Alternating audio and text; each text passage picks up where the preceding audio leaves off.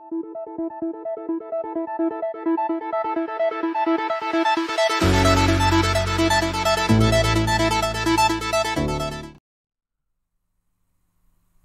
but de cette capsule vidéo est d'apprendre à utiliser les outils crayon et pinceau qui sont représentés par leurs images respectives. Donc dans les outils ici, j'ai le crayon et j'ai le pinceau qui se trouve juste à côté.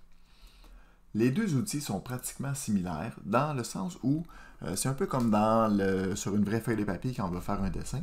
Quand je prends mon crayon, c'est un trait dur qui est là, alors qu'avec un pinceau, je peux adoucir un peu mon trait comme si je mettais plus de pression sur le dessin. Je vais commencer par le crayon.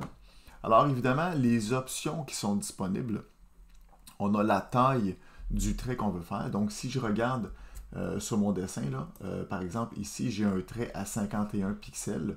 Donc c'est très très large. Je vais annuler mon trait. Et je peux jouer avec la taille ici de mon trait. Donc si je l'augmente par exemple à 223, on voit que mon trait est beaucoup plus large.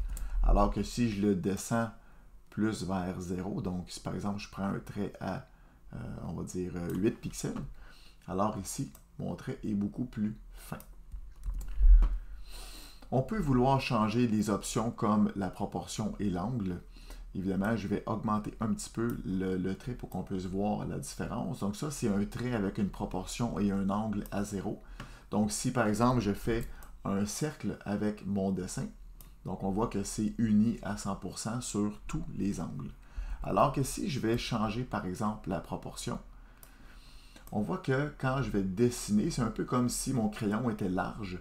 Donc, quand j'arrive à l'horizontale, la proportion est différente au niveau de mon dessin. Et l'angle, c'est un peu comme l'angle dans lequel je tiendrai mon crayon.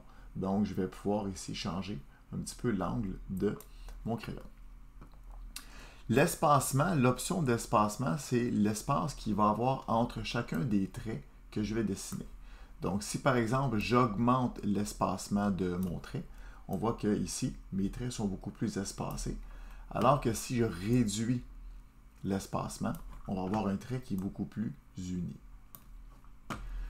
Pour le pinceau, ce sont les mêmes options, à la différence où, au niveau de l'option force ici, évidemment, plus la force est grande, donc plus j'ai un trait qui va être prononcé au niveau de mon pinceau.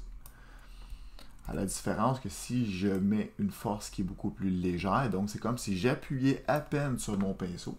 Donc on voit ici que c'est beaucoup plus pâle au niveau de ma force.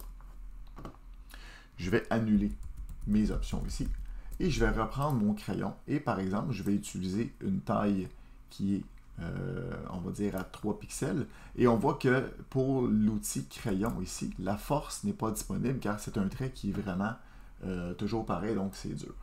Donc je pourrais vouloir dessiner les séparateurs de mes quartiers d'orange ici en utilisant le crayon, comme ça à main levée avec la souris.